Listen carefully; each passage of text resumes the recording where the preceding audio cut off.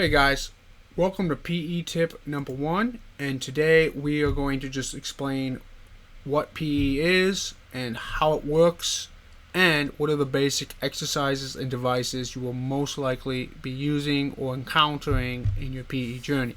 Okay, PE or male enhancement, guys, is the process where you use exercises and devices to increase either the length, girth, or performance of your penis. Okay, how does it work? Well, in terms of length and girth, guys, I like to compare it to, it's not like, you're working it out, but it's not like the gym where you break down muscles and then it rebuilds. It's more like, have you ever seen how people put gauges in their ears and then the hole gets, the earlobe gets bigger and bigger and bigger? That's basically what we're doing, guys, except we're not putting a hole in the cock. We're just, we're increasing the amount of blood flow that can go. Okay, so generally, guys, it's used, like I said, it's either manual exercises or devices. I want to give you guys the 5 basic exercises you will most likely be using. The first is manual stretches. This is where you stretch out the penis manually, and you hold it in a stretch for usually 30 seconds before moving it into a different position. You do the routine usually has a circuit of these, and it generally takes you 20 to 30 minutes to get through this, depending on how long you're doing it and how many variations of stretches you are. So this is basically the main length exercise. Joking, which is the main girth exercise, is where it's like you milk the penis in a downward motion. You're trying to force blood from the base into the head to increase expansion. Generally, people do anywhere between 300 and 600 jokes in a single session. This is like I said, this is the main girth exercise, manual girth exercise you're going to do. The next thing, guys, the next exercise that is generally not talked about. This one's actually not talked about. It's common, but I think it's an important one. Is scrotum stretches. This is where this is gonna be my little so we don't get in trouble. My little prop. Basically, you pull the shaft up and the sack down until you get a stretch. You hold. Generally, people do 50 to 100 of these. And the purpose of that exercise, guys, is to either prevent, reduce, or eliminate turkey neck. And turkey neck is where you have excess skin between the shaft and the sack. It looks like a turkey neck. So that's where that comes from. The next exercise, guys, that generally gets talked about and used, this one's actually probably the most important exercise to learn first, is kegling. Kegling is when it's an internal exercise. It's where you use like the internal muscle to force blood into the penis. This is if you've ever pissed and then you had to stop midstream. There's a muscle inside you. I'm assuming you guys understand that you clench and you stop pissing.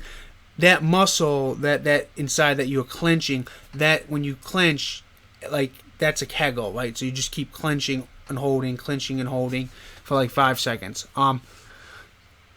That's used, and again you can use that same muscle to force blood in the penis.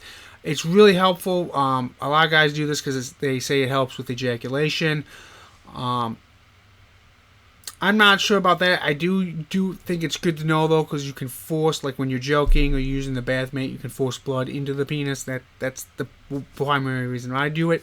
And the last exercise, number 5, guys, you'll generally hear about is edging. Edging is where you basically masturbate without climaxing. You're trying to like build up stamina and mental fortitude. Okay.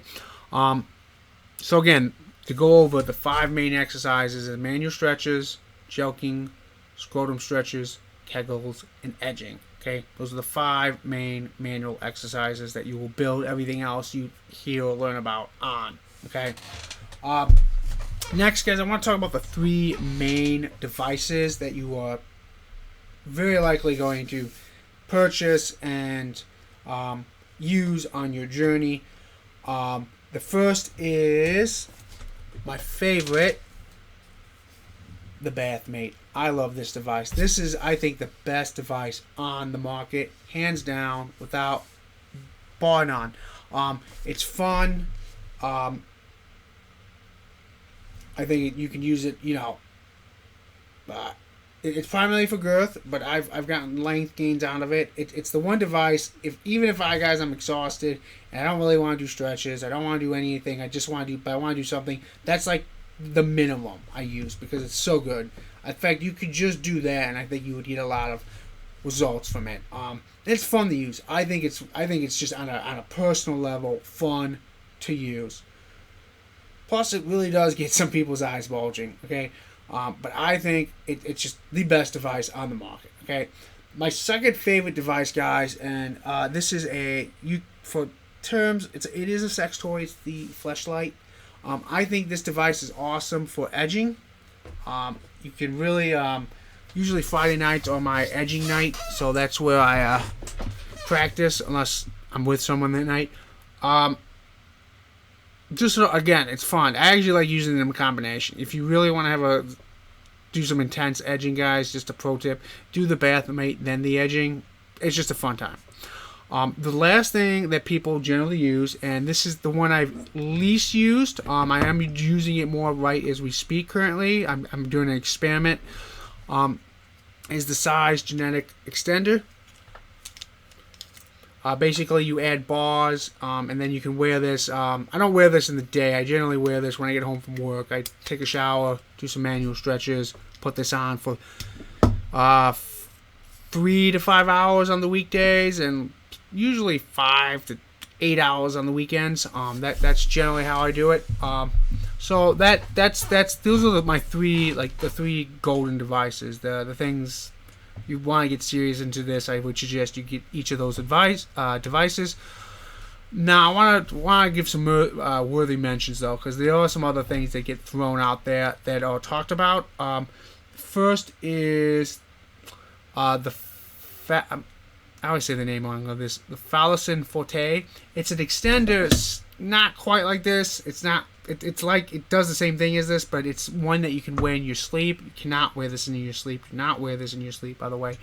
I don't like doing things in my sleep. I like because I'm not in control, and basically I think also sleep is where your body repairs and heals. So I don't do things in my sleep, but there are people that do. The next one is hanging. This is where you hang an actual weight, like a 5-pound weight from your dick and have it stretched out. I have never done this, okay, and I'm probably never going to do this.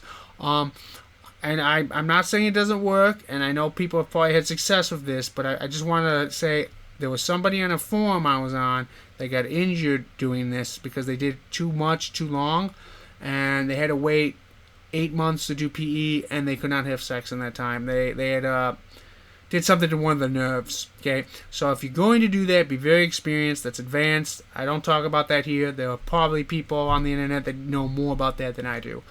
The second thing that's pretty intense that I've never done is clamping.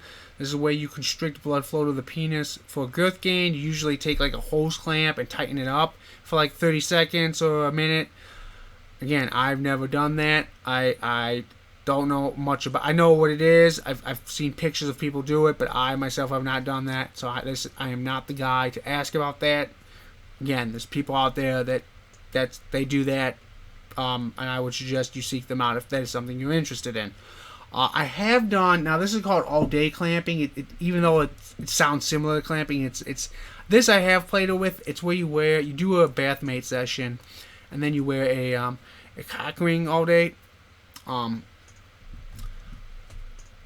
I don't like the feel of it. I'm just gonna be honest. I don't like the feel about it. It worries me. I'm not saying it doesn't work.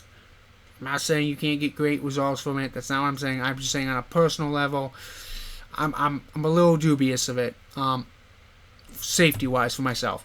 But if you were to do this, and again, I'm not saying it doesn't work, I would suggest, do a month of it where you just wear it an hour a day. And then month 2, you wear it 2 hours a day. Build up. Don't go to okay, I'm going to wear it for 10 hours straight with no prior experience. That would be bad. That'd be super bad.